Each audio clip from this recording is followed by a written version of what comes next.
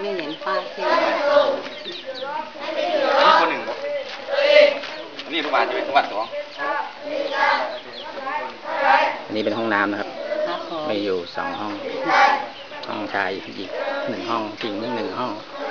นักเรียนประมาณ70 กว่าคน 70 กว่าคนอันนี้เป็นห้องครัว